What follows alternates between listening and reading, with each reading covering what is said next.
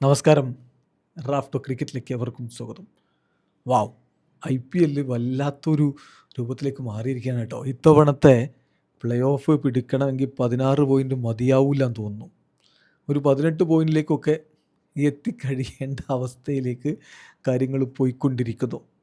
അപ്പോൾ ഓരോ ടീമിൻ്റെയും play off scenario ഏത് രൂപത്തിലാണ്, ഇനിയിപ്പോൾ എത്ര മത്സരങ്ങൾ ജയിക്കണം എന്നുള്ളതൊക്കെ നമ്മളൊന്ന് പരിശോധിക്കുകയാണ്. ഇത് സാധ്യതകൾ മാത്രമാണ്. ഇത് അങ്ങോട്ടും ഇങ്ങോട്ടൊക്കെ മാറാം, പലതും സംഭവിക്കാം.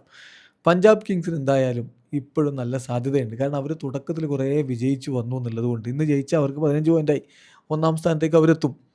11 കളി 15 പോയിൻ്റ്, ഒന്നാം സ്ഥാനത്തേക്ക് അവരെത്തും. അപ്പോൾ അവരെ സംബന്ധിച്ചിടത്തോളം they are just 2 wins away from almost locking their playoff places എന്ന് പറയേണ്ടി വരും. ഓൾമോസ്റ്റ് അവർക്ക് പ്ലേ ഓഫ് പ്ലേസ് ലോക്ക് ചെയ്യാൻ ഇനിയുള്ള അവരുടെ കളികളിൽ നിന്ന് 2 കളികൾ വിജയിച്ചാൽ മതിയാവും എന്ന് തന്നെ കരുതാം. ഓൾമോസ്റ്റ് എന്നാണ് ഞാൻ പറഞ്ഞത്. ഇതിൽ എന്ത് മാറ്റങ്ങൾ എപ്പോഴും സംഭവിക്കുന്ന രൂപത്തിലാണ് ഇത്തവണത്തെ IPL പോയിക്കൊണ്ടിരിക്കുന്നത്.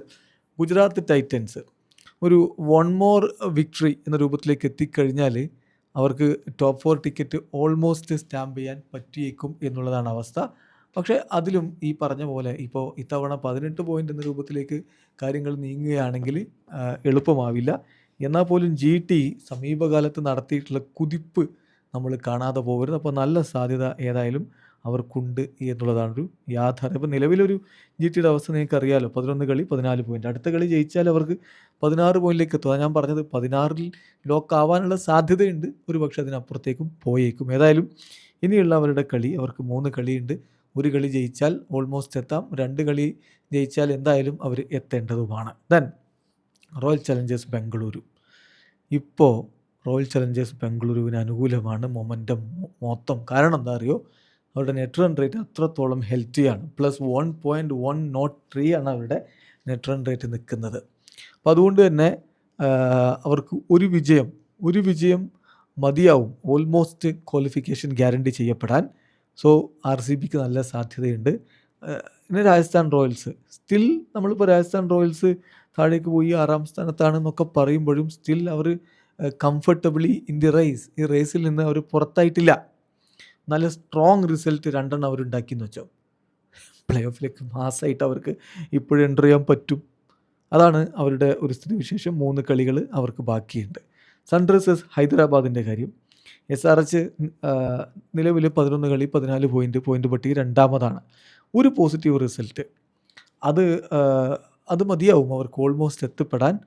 പക്ഷേ അവർ ക്വാളിഫിക്കേഷന് തൊട്ടരികിലേക്ക് എത്തും എന്നുള്ള കാര്യം ഉറപ്പാണ്. ഈ അടുത്ത 3 കളികളിൽ 1 വിജയിച്ചാൽ, 2 വിജയിച്ചാൽ ക്വാളിഫിക്കേഷൻ അവർക്ക് ഉറപ്പാക്കാനും പറ്റുമെന്നാണ് നമ്മൾ കരുതുന്നത്. ഏതായാലും ഇനിയിപ്പോൾ അവർക്കുള്ള 3 മത്സരങ്ങൾ, ഒന്ന് GTക്കെതിരെയാണ്. അതാണ് അതിൽ ഇമ്പോർട്ടൻ്റ് ആയിട്ടുള്ള കാര്യം. നേരിട്ട് പ്ലേ ഓഫിന് മത്സരിക്കുന്ന ടീമുകൾക്കെതിരെയാണ്.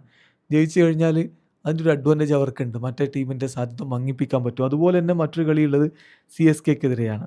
അതിനുശേഷമുള്ളത് RCBക്കെതിരെ. അതാ പറഞ്ഞത്, ഇവർക്ക് 3 കളിയുണ്ട് എന്ന് പറഞ്ഞാൽ 3 കളിയും പ്ലേ ഓഫ് കണ്ടൻറ്റേഴ്സിനെതിരെയാണ്.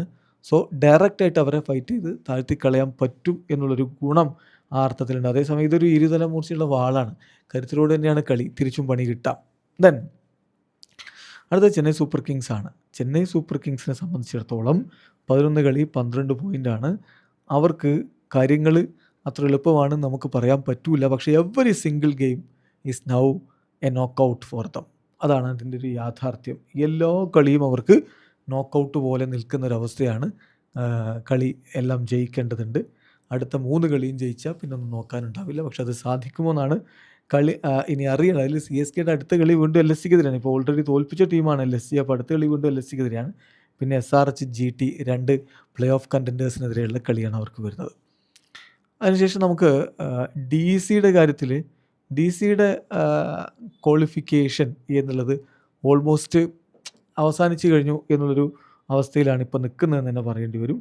11 കളി 8 പോയിൻ്റ്. ഇനി ഒരു വലിയ സാധ്യതയില്ല. ഓൾമോസ്റ്റ് നില്ലായി കഴിഞ്ഞിട്ടുണ്ട്. പക്ഷേ മാത്തമാറ്റിക്കലി വേണമെങ്കിൽ ഇപ്പോഴും സാധ്യത എന്നൊക്കെ പറയാമെന്ന് മാത്രം. കൊൽക്കത്ത നൈറ്റ് റൈഡേഴ്സിൻ്റെ ക്വാളിഫിക്കേഷൻ ഹോപ്സ് ഇപ്പം 11 പോയിൻ്റ് അവർക്കുണ്ട് എന്നുള്ളത് 9 പോയിൻ്റ്, 11 പോയിൻ്റ് അല്ല, 10 കളി 9 പോയിൻ്റ്. പക്ഷേ ഓൾമോസ്റ്റ് ഫെയ്ഡിങ് അല്ലേ എന്നൊരു ചോദ്യമുണ്ട്. പക്ഷേ 4 കളി ബാക്കിയുണ്ടെന്നുള്ളതാണ്. ആ 4 കളിയും അവർക്ക് വിജയിച്ചാൽ അപ്പോഴും നമ്മൾ ഈ പറഞ്ഞ 18 പോയിന്റിലാണ് ലോക്കാവുന്നെങ്കിൽ അതിലേക്ക് എത്താൻ പറ്റില്ല. പക്ഷേ 16 പോയിൻ്റ് അതിന് മേലെയൊക്കെയാണ് ലോക്കാവുന്ന അവസ്ഥ വരുന്നതെങ്കിൽ അവർക്ക് സ്റ്റിൽ സാധ്യതയുണ്ടെന്ന് പറയേണ്ടി വരും. പക്ഷേ ഇപ്പോൾ അത്ര എളുപ്പമല്ല എന്നുള്ളത് മനസ്സിലാക്കുക. പിന്നെ മുംബൈ ഇന്ത്യൻസിൻ്റെ കാര്യം, അവർ പുറത്തായി കഴിഞ്ഞു. ലക്നൗ സൂപ്പർ ജയൻസിൻ്റെ കാര്യം, അവരും പുറത്തായി കഴിഞ്ഞു. ഇനിയിപ്പോൾ അടുത്ത സീസണിലേക്ക് അവർക്ക് സ്ക്വാഡ് റീബിൽഡ് ചെയ്തിട്ട് വേണ്ടി വരും. അപ്പോൾ ഇനി ഒരു പെർസെൻറ്റേജ് വൈസ് നോക്കിയാൽ RCBയുടെ പ്ലേ ഓഫ് സാധ്യത 88%. ഒരു സംശയം വേണ്ട. SRHൻ്റെ പ്ലേ ഓഫ് സാധ്യത 86%. GTയുടെ സാധ്യത 82%. PBKസിൻ്റേത് ഒരു 78% നമുക്ക് പറയാം. പക്ഷേ തീർച്ചയായിട്ടും അവർക്ക് അഡ്വാൻറ്റേജ് ഉള്ളത് 4 കളികളുണ്ട് എന്നുള്ളതാണ്. CSKയുടെ കാര്യത്തിൽ 33% പ്ലേ ഓഫ് സാധ്യത, RRന് 24% പ്ലേ ഓഫ് സാധ്യത, KKRന് 9% പ്ലേ ഓഫ് സാധ്യത കണക്കാക്കാം. DCക്ക് 0 MIയും LSGയും ഓൾറെഡി എലിമിനേറ്റഡ് ആയി കഴിഞ്ഞു. നിങ്ങൾക്ക് വ്യത്യസ്ത അഭിപ്രായങ്ങൾ ഉണ്ടാകും. കമൻറ്റ് ബോക്സ് രേഖപ്പെടുത്തി. വീഡിയോ അവസാനിക്കുന്നു. ക്രിക്കറ്റ് ലോകത്തെ കൂടുതൽ വിശേഷങ്ങളുമായി റാഫ് ടോക്സിൽ എത്താം.